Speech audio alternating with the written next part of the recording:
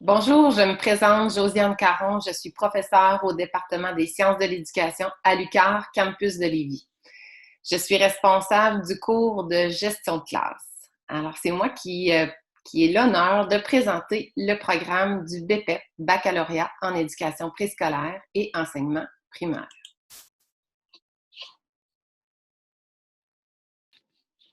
Le baccalauréat en éducation préscolaire et enseignement primaire, c'est un programme qui conduit à l'obtention d'un brevet d'enseignement. C'est un programme aussi qui vise le développement des compétences professionnelles qui sont attendues des futurs enseignants et des futures enseignantes.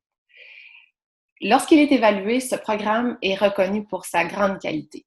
C'est un programme aussi qui est reconnu pour avoir un grand souci de l'éducation préscolaire. Puis on sait qu'avec l'avènement des préscolaires, des maternelles 4 ans, c'est très important d'avoir ce souci-là de l'éducation préscolaire. Et à l'UQAR, au BEPEP, on a cette préoccupation-là. On vise un objectif d'ensemble de former des professionnels de l'enseignement qui maîtrisent, oui, les savoirs, mais aussi les compétences et les attitudes qui sont requises pour enseigner dans les classes au préscolaire et au primaire. Le BEPEP, c'est un programme qui s'appuie sur une équipe de formation composée de professeurs, de chargés de cours, de superviseurs de stage, une équipe engagée et soucieuse de faire la différence. Et ça se manifeste comment? Notamment par de nombreuses rencontres de concertation où tout le monde est là pour travailler ensemble à arrimer nos pratiques. Je vous dirais que l'UQAR, c'est une grande université de petite taille, ce qui fait que la proximité est facile, les groupes sont peu nombreux et il nous permet aux ressources enseignantes cette proximité-là avec nos étudiants. Les étudiants que j'ai cette année pourraient en témoigner. C'est pas rare que je vais donner mon numéro de téléphone cellulaire, mon numéro à la maison pour pouvoir être disponible là pour les aider, les encadrer du mieux possible tout au long de leur session. Ensuite, le BEPEP, c'est un programme qui est supporté par des services nombreux, dont le CAR, qui est le Centre d'aide à la réussite. Je vous dirais que c'est une équipe dévouée aussi au service des étudiants pour faire de leur parcours un parcours plus aisé, plus facile aussi par rapport à tout ce que ça nécessite comme investissement, comme engagement, comme effort pour réussir. C'est un programme aussi qui bénéficie de services exclusifs propres aux sciences de l'éducation. Et je parle ici de la didactèque qui est accessible avec une personne ressource aussi disponible 5 jours par semaine. Vous aurez accès aussi à un laboratoire d'art et de sciences et prochainement à une classe d'apprentissage actif. Au campus de Lévis, il y a une vie étudiante dynamique et riche, puis particulièrement en sciences de l'éducation. Entre autres, il y a une initiative étudiante, une initiative que je soutiens. Je suis impliquée dans cette revue-là. Je parle de la revue Inspiration, une revue par et pour les étudiants en éducation. Pour vous en dire quelques mots, c'est par la diffusion de connaissances théoriques, mais aussi pratiques en sciences de l'éducation, que cette revue vise à inspirer tous ceux qui sont passionnés par l'enseignement. C'est une revue aussi qui a pour mission de mettre en évidence, de mettre en lumière toute la créativité et le dévouement des gens du milieu scolaire. Il y a également le salon annuel Carrière en éducation et des colloques, des conférences qui sont organisées par et pour les étudiants en éducation, notamment sur le thème de la motivation scolaire. Et ça, c'est sans compter toutes les activités de la vie étudiante qui sont destinées aux étudiantes de l'UQAR au campus de Lévis. Le BEPEP, c'est une formation de 4 ans à temps plein. Et cette formation-là inclut des cours qui sont multiples et variés, qui touchent à la fois les fondements de l'éducation, l'acte d'enseigner en soi, le contexte social et scolaire pour mieux s'adapter et collaborer avec les acteurs du milieu scolaire, et également des éléments qui touchent plus l'identité professionnelle, qui vous amènent à réfléchir sur votre identité professionnelle en tant que futur enseignant, future enseignante. Ce qui est distinctif à l'UQAR, c'est que c'est une formation pratique qui est riche avec un stage par année. Au total, plus de 700 heures de stage, mais avec à l'UQAR une alternance entre cours et stage chaque semaine Donc, lorsque vous avez des stages, il y a certaines journées où vous êtes en cours et d'autres journées dans la semaine où vous êtes en stage. Ce qui fait qu'il y a une possibilité très grande de faire des liens étroits entre théorie et pratique, puisqu'il y a à la fois des contenus de cours, mais aussi une possibilité de mettre en œuvre ces contenus-là directement dans la pratique lors des journées de stage.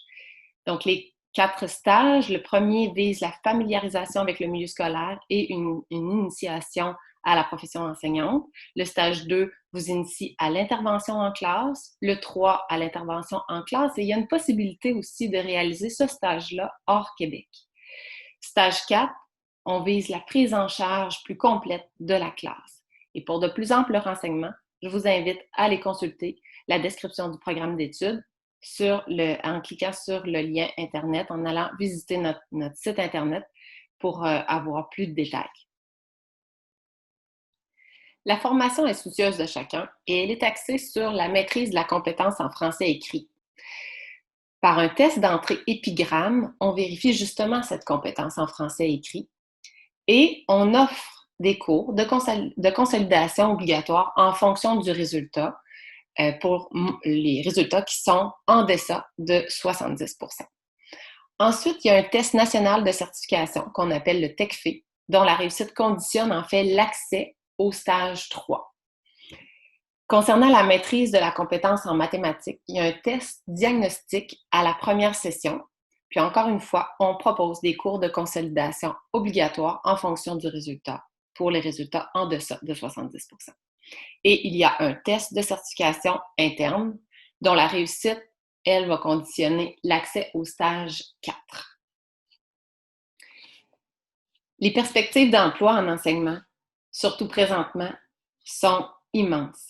On est dans un contexte d'emploi plus que favorable. Et nous, on vous permet d'acquérir en marge de vos études de l'expérience en classe en tant que suppléant. Dans la mesure du possible, les horaires de cours sont élaborés pour libérer des journées complètes ou des demi-journées permettant de réaliser de la suppléance dans les écoles. Je me permets d'ajouter aussi qu'il y a des perspectives d'emploi en recherche, c'est-à-dire que dès le baccalauréat, les professeurs peuvent engager des étudiants qui sont intéressés à faire de l'assistanat de recherche. Ensuite, concernant les perspectives d'emploi, on vous permet d'intégrer à temps plein le marché du travail dès la formation complétée et le brevet obtenu. Donc, je vous le répète, les perspectives d'emploi en enseignement sont très grandes. Je me permets de vous présenter brièvement un horaire type là, des étudiants de cet automne qui ont fait leur admission à l'automne 2020. Donc, en violet, on voit le groupe 71 et en bleu, la progression du groupe 7B. Et on voit que le lundi, la journée est libre et que les cours sont condensés là, dans les journées de mardi, mercredi et jeudi, avec une libération le vendredi avant midi. Ensuite, pour les deuxièmes années, donc les deuxièmes années sont notamment avec moi. Le lundi, je les ai l'après-midi, donc pour le groupe 71, et le mardi matin avec le groupe 7B. Et encore une fois, on voit ici là, que l'alternance avec les stages, là, stage 2, qui sont les jeudis et les vendredis. Et si on va du côté des troisièmes années, on voit la répartition aussi des cours d'un horaire type là, pour l'automne 2020. Concernant les conditions d'admission au BTEP, vous pouvez faire une demande d'admission sur la base de vos études collégiales.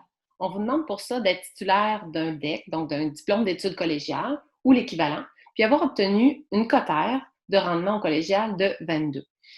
Les candidats qui présentent une cotère en deçà, située entre 20 et 22, donc en deçà de 22, devront fournir une lettre de motivation en lien avec les études en éducation préscolaire et enseignement primaire.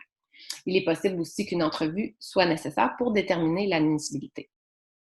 On peut aussi demander une admission sur la base de l'expérience.